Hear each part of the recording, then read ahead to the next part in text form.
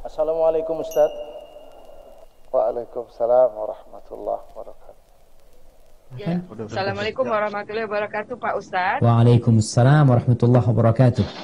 Alhamdulillah hari ini saya dapat rezeki, Allah ya Razak, bisa menghubungi langsung Pak Ustadz. Karena sejak saya di Kuala Lumpur pun saya sudah kejar-kejar Pak Ustadz. So I'm very happy today. Pertanyaannya Pak Ustadz, mohon izin pertanyaannya. Saya ini punya suami, tapi suami saya tidak begitu rajin mencari uang dan saya lebih rajin mencari uang.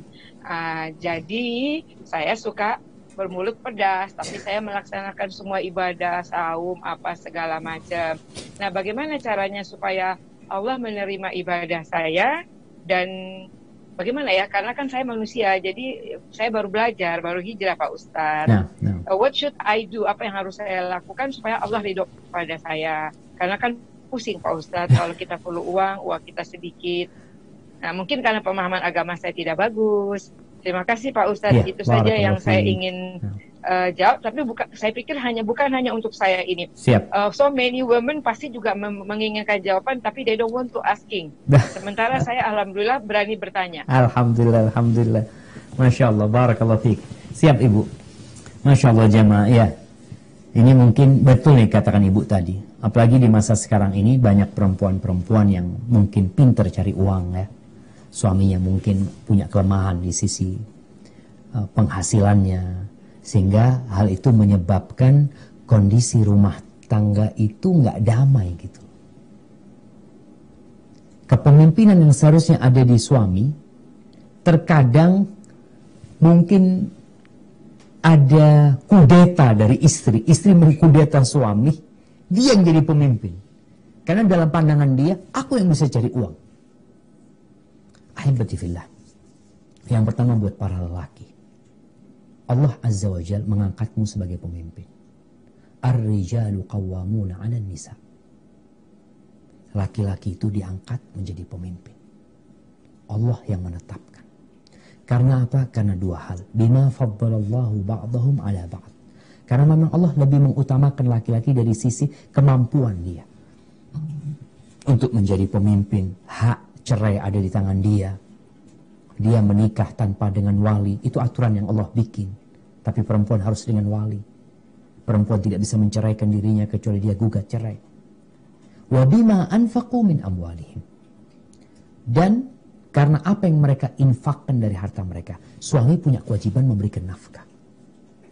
Baik, ini buat kaum laki-laki. Buat kaum wanita, Allah mengatakan di ayat yang sama. Fasalihat ta'i'at. Perempuan-perempuan yang soleh itu taat sama suaminya. Dengan segala kekurangan suaminya.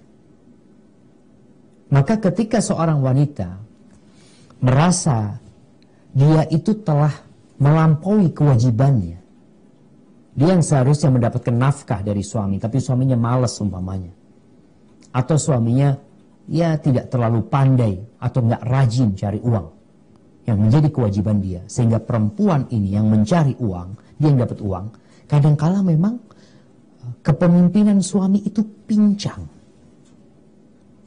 Seperti orang punya dua kaki, tapi satu kakinya tidak terlalu maksimal.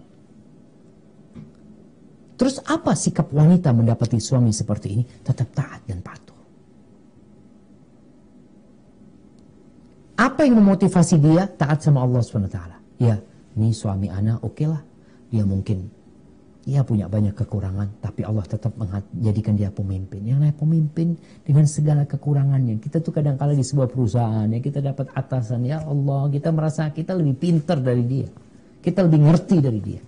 Tapi adab kita, karena kita sebagai anak buah, tetap menghormatin dia. Mungkin ilmu yang kita berikan, kita bisa share sama dia. Tapi ingat, tetap dia pemimpinnya loh. Engkau itu tetap anak buahnya. Begitu pula sang istri, engkau tetap anak buah.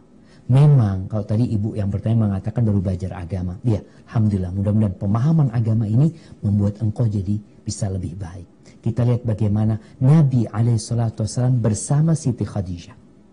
Khadijah ini kaya raya. Nabi Muhammad SAW itu pernah bekerja sama Khadijah. Tapi apa kata Nabi memuji Khadijah radhiyallahu taala anha? Khadijah itu membuat aku masuk di dalam hartanya. Artinya udah kayak miliknya Nabi alaihi salatu wassalam. Maka jadilah engkau perempuan yang berharap surga. Suamimu surgamu atau nerakamu. Engkau punya kewajiban taat dan patuh sama dia. Dia punya kekurangan-kekurangan. Ya udahlah, itu jadi ladang pahala buat engkau menyempurnakannya. Di masa Nabi SAW juga ada sahabat-sahabat yang mungkin tidak pandai cari uang. Ada. Seperti Abdullah bin Mas'ud radhiyallahu anhu. Istrinya namanya Zainab.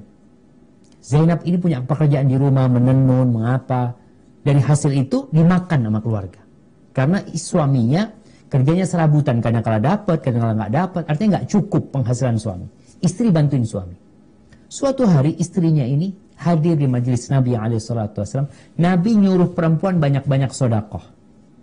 Maka pulang dari kajian, ini manfaat ilmu. Ketika dapat ilmu, diserap lalu diamalkan. Pulang sampai rumah ngomong sama suaminya. Wahsanya aku mungkin gak bisa bantuin engkau lagi, kata dia. Soalnya aku kepingin sodakoh. Selama ini hasil kerjaku dimakan, bantuin engkau. Artinya, aku ingin sodakoh. Tapi apa kata suaminya? Gak apa-apa. Allah tidak akan menelantarkan kita. Kalau hasil kerjamu ingin kau sedekahkan, Allah nggak akan melantarkan kita. Tapi coba engkau tanya kepada Nabi SAW. Akhirnya karena kadangkala ada case-case yang berbeda hukumnya gitu loh, yang perlu penjelasan. Maka akhirnya nih sahabat perempuan Zainab tanya sama Nabi SAW. Apa jawab Nabi SAW? Yang engkau berikan kepada suamimu sodakoh. Maka di sini jangan sampai perempuan-perempuan yang menolong suaminya, yang membantu suaminya, sodakohnya hilang gara-gara pedes ngomongnya. Karena Allah mengatakan, La tubtilu sadaqatikum bil manni wal adha. Wahai orang-orang yang sodakoh, kalian jangan membatalkan sodakoh kalian dengan mengungkit-ungkit dan menyakiti. Jadi perempuan sekarang sedekah sama suaminya. Ya udah, niatnya ikhlas lillahi ta'ala. Nggak perlu diungkit-ungkit. Oh, engkau dulu aku bantuin, aku yang capek, aku ini. Nggak perlu. Supaya pahalanya nggak hilang. Dan memang perlu nata hati. Kadang-kala kesel sama suami. Tapi ketika berpikir nggak ada masalah. Kita ini di dunia, anak akan berjumpa sama Allah sendirian. Engkau juga berjumpa sama Allah sendirian. Masing-masing sebenarnya kita ini. Maka anak akan manfaatkan peluang sekarang dapat suami seperti ini. Anak akan banyak-banyak sedekah. Bayangkan anti sedekah, anti juga makan. Alhamdulillah. Karena nanti kalau ngasih nafkah sama suami, bantuin suami beli ini itu bawa ke rumah dimakan, anti makan. Alhamdulillah.